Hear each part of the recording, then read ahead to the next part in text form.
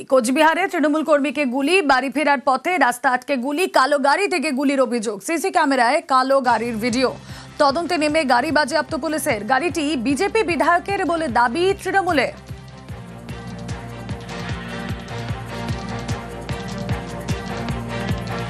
আমাদের উত্তর কেন্দ্রের বিধায়ক যিনি রয়েছেন তিনি কোনোদিনই যাননি বা কোনো কাজকর্মের বিষয় নিয়ে বা 100 মিটার রাস্তার উদ্বোধন নিয়েও তিনি যাননি। সাধারণ মানুষ তাদেরকে অবরোধ করে এবং তাদেরকে গ্রামে আটকে দেয়। আমরাও সেই জায়গায় যাই, সেই জায়গায় প্রতিবাদ জানানোতে আমিও নিজে গিয়েছিলাম। সাধারণ মানুষ যখন আমাদেরকে ডেকেছিল, কিন্তু সেই জায়গায় একটা তার ভিতরে যে এই রাগ তারা পুষে রেখেছে সেটা আমার জানা ছিল না। সেই ক্ষেত্রেই কিন্তু কালকে অতর্কিত আক্রমণ এবং ওই গাড়িতেই আক্রমণটা কিন্তু পড়েছে এবং ওই গাড়িতে তার ছেলেরাও ছিল এবং আরও বেশ কয়েকজন ছিল। তাই একজন এমএলএর ছেলে কিভাবে এত বড় কাজ করতে পারে, তার বাবার যদি মদত না থাকে। রাজু দে কর্মাধ্যক্ষ কিছুদিন আগেই বিজেপির এই বিধায়কের গাড়ির সম্মুখে তিনি একটা বিক্ষোভ করেছিলেন, অ্যাজিটেশন করেছিলেন যে তিনি এই এলাকার কোনো রাস্তাঘাটগুলো করেননি তার জন্য। সেই অপরাধে রাজু দেকে খুন করার উদ্দেশ্যে বিজেপির বিধায়ক সুকুমার রায় তার নিজস্ব যে গাড়ি, যেটা করে উনি সবসময় যাতায়াত করেন, সেই গাড়িতে তার ছোট ছেলে সে গিয়ে চকচকাতে তার বাহিনী গিয়ে তার গাড়িতে চেপে তাকে গুলিবিদ্ধ করলো। বড় ছেলেকে ছেড়ে দিয়ে ছোট ছেলেকে গ্রেপ্তার, ছোট ছেলের উপরেই টার্গেট। ছোট ছেলে তো রাজনীতিতে থাকে, আসলে বড় ছেলে তো আমার কোনো যায় না রাজনীতিতে। টার্গেটটা সেই জন্য ছোট ছেলে। আচ্ছা, আর সেই জন্যই তাকে নিয়ে এখন যে নতুন করে কেস সাজানো বা সেটাই আছে।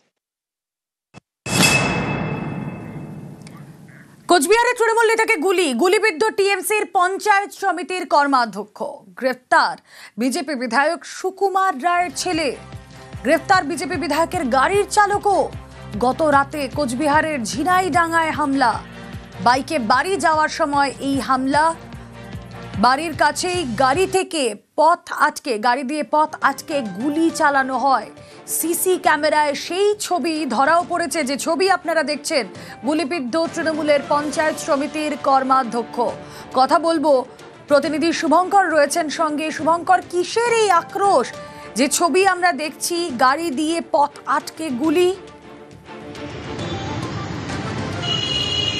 দেখো, তোমাকে জানিয়ে রাখি, এই যে তৃণমূল নেতা, সে কোচবিহার 2 পঞ্চায়েত সমিতির কর্মাধ্যক্ষ এবং এলাকায় এই যে চকচকা গ্রাম পঞ্চায়েত এলাকায় তার একটা যথেষ্ট প্রভাব রয়েছে এবং দাপুটি নেতা বলে পরিচিত। কিছুদিন আগে এই এলাকায় জনসংযোগে গিয়েছিলেন এলাকার বিধায়ক সুকুমার রায়। সে সময় কিন্তু স্থানীয় বাসিন্দারা এই রাজুদের নেতৃত্বে বিজেপি বিধায়ক সুকুমার রায়কে ঘিরে বিক্ষোভ দেখিয়েছেন।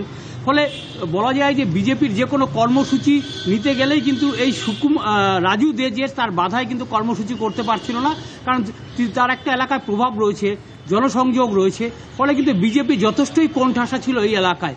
এবং যেহেতু বছর ঘুরলেই বিধানসভা নির্বাচন, সেই বিধানসভা নির্বাচন হয়তো চকচকা যদি রাজুদের মতো নেতা থাকে তাহলে হয়তো এই এলাকাতে বিজেপির ফল ভালো হবে না। সেটা বুঝতে পেরেই কিন্তু রাজুদের ওপরে হামলা চালানো হয়, এমনটাই ধারণা পুলিশের।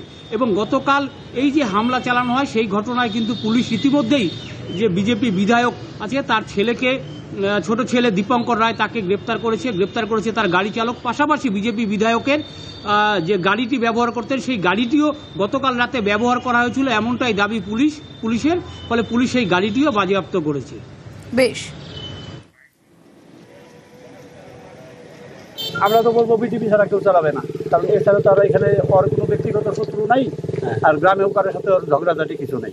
মনে হয় আমাদের এইখানে লোকাল লোক হবে না কেউ, কারণ লোকাল লোক এরকম কেউ নেই, বাইরের লোক হবে। যখন 11টা বাজে তো 2-4-5 মিনিট হবে, তখন আমরা পুকুর পাড়ে বসে আছি, তখন দেখা গেল 2-3টা গুলির আওয়াজ হলো এক সিরিয়াল। তখনই রাজু বাইক নিয়ে যেতেছে, ওই রাস্তার মাথায় যায়, যখন আমাদের বাড়িতে ঢুকতেছে তখন খালি ডাকতেছে, বাবা বাড়িতে ঢুকো, গুলি করতেছে। তো আমরা তো আর ভাবি নাই যে ওকে গুলি করতেছে। তখন আমরা দৌড়াদৌড়ি করে যায়, দেখি যে ওর পিঠ দিয়ে রক্ত পড়তেছে। ক্ষেত্রে হবে রাজনীতি ছাড়া কিছু না। ঘটনার পেছনে সম্পূর্ণভাবে দায়ী কোচবিহার উত্তর বিধানসভার বিজেপি বিধায়ক সুকুমার রায়। তার নির্দেশে তার ছেলে এবং একদল বিজেপি আশ্রিত দুষ্কৃতী গাড়িতে চেপে এসে রাজু উপর এই আক্রমণ শানায় এবং রাজুকে গুলি করে। এই ধরনের প্রাণঘাতী আক্রমণ, হামলা, গুলি চালানো এটা বিজেপির দ্বারাই একমাত্র সম্ভব। বিজেপি যখন রাজনৈতিকভাবে পেরে উঠছে না, তখন এরকমভাবে প্রাণঘাতী হামলা চালিয়ে ভয় দেখানোর একটা চক্রান্ত করছে। ভারতীয় জনতা পার্টিকে ফাঁসাবে সে ওদের পরিকল্পনা, কারণ এখানে ওরা রাজনৈতিকভাবে বিজেপির বিরুদ্ধে লড়াই করে ওরা কোনোদিনই পারেনি, ওদের কোনো লোক নেই। চিরন্দল বলতে যে রাজুদের কথা, পঞ্চায়েত কর্মাধ্যক্ষ পঞ্চায়েত সমিতির, ওর অনেক অভিযোগ আছে ওর বিরুদ্ধে। 8টার পরে সে মদ খেয়ে আমার ছেলেকে যাতা গালাগালি করছে রাজভর, আর 11টার সময় এই ঘটনা ঘটছে। এখন পুলিশ বলছে যে রাজু রাজভরকে খুঁজতে যেয়েই ওকে গুলি করছে। এগুলো সব একটা পরিকল্পনা। কিন্তু ভারতীয় জনতা পার্টি এখানে শক্তিশালী সংগঠন, এখানে ভাঙতে পারবে না।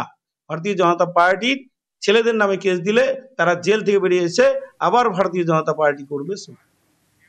এবং এই ঘটনার পরই রাস্তায় টায়ার জ্বালিয়ে বিক্ষোভ দেখায় তৃণমূল, যে ছবি আপনারা দেখছেন।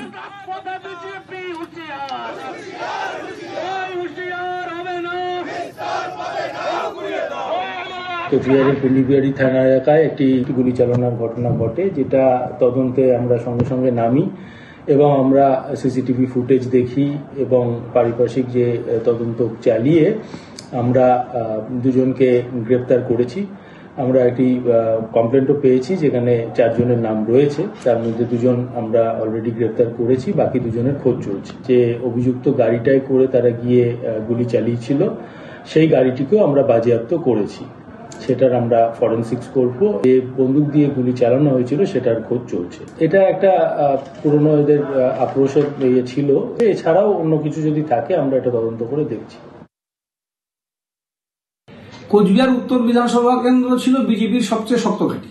গত পঞ্চায়েত নির্বাচনে এখানে প্রায় 106খানা গ্রাম পঞ্চায়েত বিজেপি জিতেছিল। লোকসভা নির্বাচন থেকে বিজেপি তার অবস্থান বুঝতে পারলো যে দিন খারাপ। লোকসভা নির্বাচনের ফলাফল পরে বিজেপির প্রধান, গ্রাম পঞ্চায়েতের মেম্বার এরা তৃণমূলে আসতে শুরু করেছে। যাকে গুলি করা হলো রাজু, গত 1 মাস আগে বিজেপির এই বিধায়ক যে গাড়িতে এসেছিলেন সেই স্করপিওটা, এই স্করপিও গাড়িতে সুকুমার রায় বসেছিল এমএলএ, তাকে অ্যাজিটেশন দেখায় এখানকার স্থানীয় লোকেরা, যে এলাকার রাস্তাঘাট, ড্রেন কিছু হচ্ছে না, নিকাশি হচ্ছে না, আপনি কি করলেন 4 বছর। সুকুমার বুঝতে পারে যে যদি রাজু রায়কে শেষ না করা যায়, তাহলে যেমন চকচাকা অঞ্চলে পায়ের মাটি খুঁজে পাচ্ছে না, তেমনি উত্তর বিধানসভা কেন্দ্রে ও নিশ্চিত পরাজয়ের সম্মুখে দাঁড়িয়েছে। তার ফলে এরা এই ধরনের ক্রাইম করার চেষ্টা করছে, গুলি করে আমাদের পার্টি কর্মীদের, নেতাদেরকে হত্যা করে নিজেদের এলাকা দখল রাখবার চেষ্টা করছে।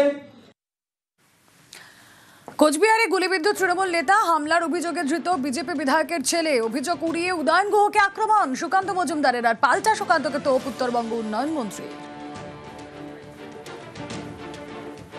শাসক দলের গোষ্ঠী কোন্দলই হবে, বিজেপিকে মেরে কুচবিহারে কিচ্ছু রাখেনি। আমাদের নিশীথ প্রামাণিককে এবার জোর করে হারানো হয়েছে এবং নিশীথ প্রামাণিক হারার পর ওখানে উদয়ন গুহ নামে একটা সার্টিফাইড গুন্ডা আছে, তার অত্যাচারে ওখানে বিজেপির কর্মীদের মেরে ধরে তাদের বাড়ি ঘর ভেঙে তার বাড়ির মহিলাদের সাথে নানা রকমের মানে বাজে ব্যবহার করে এমন অবস্থা করেছে ওখানে বিজেপির ক্ষমতা নেই যে ওদেরকে মারবে।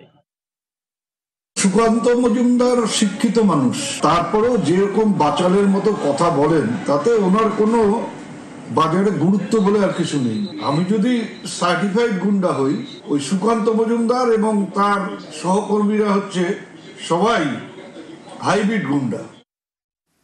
হাইকোর্টে মামলা, খড়গপুরের প্রতিবাদী অনিল দাসের বেবি কোলে গ্রেফতার না হওয়ায় হাইকোর্টে মামলা। মুখ্যমন্ত্রীকে খোলা চিঠি খড়গপুরের প্রবীণ প্রতিবাদী স্ত্রীর।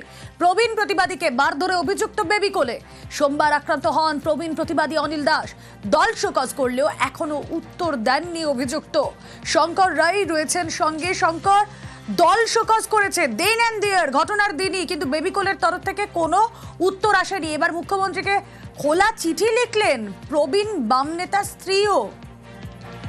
দেখো, প্রবীণ প্রতিবাদীকে মারধরের ঘটনা ঘটে গেছে, কিন্তু এখনো অভিযুক্ত বেবি কোলিকে গ্রেপ্তার করা হয়নি কেন তা নিয়ে তার পরিবার, এবং যখন জেলা পুলিশ প্রশাসন কিছু করেনি, তিনি একেবারে রাজ্যের মুখ্যমন্ত্রীর কে খোলার চিঠি করেছেন এবং কলকাতা হাইকোর্টে মামলা করেছেন, যেই মামলায় 1 সপ্তাহের মধ্যে নাকি শুনানি হবে বলে জানিয়েছেন। এইদিকে জেলা পুলিশের এক কর্তা জানিয়েছেন যে তদন্ত হচ্ছে, তার কারণ হচ্ছে এই যে প্রবীণ প্রতিবাদী, তার বিরুদ্ধে বেবি কোলে আর তার দলবল একটি শ্রোতাহানি এবং টাকা নিয়ে চাকরি করিয়ে দেওয়ার নাম করে একটা মামলা করেছে। সেই মামলাও সেটা রুজু হয়েছে, এফআইআর হয়েছে। ফলে দুই পক্ষর যে অভিযোগ সেটা তদন্ত করে দেখা হচ্ছে। কিন্তু স্থানীয় বা জেলা স্তরে যে নেতৃত্বরা আছে বা তৃণমূলের নেতা আছে তাদেরও কিন্তু এখন প্রশ্ন যে এতদিন কেটে যাওয়ার পরে তৃণমূল যেখানে তাকে শোকজ করার হয়েছে তারপরেও পুলিশ কেন গ্রেফতার করছে না, এটা একটা বড় প্রশ্ন রয়েছে। আর এই প্রশ্নই তুলছে গোটা সমাজ মাধ্যম হোক বা গোটা রাজ্য জুড়ে। এবং এই প্রশ্নের জেরে এই যে প্রবীণ প্রতিবাদী তিনি আজ সকালে তিনি তার বাড়িতে নিউজ 18 বাংলাকে জানিয়েছেন যে রাজ্যের মুখ্যমন্ত্রী দ্বারস্থ হয়েছেন।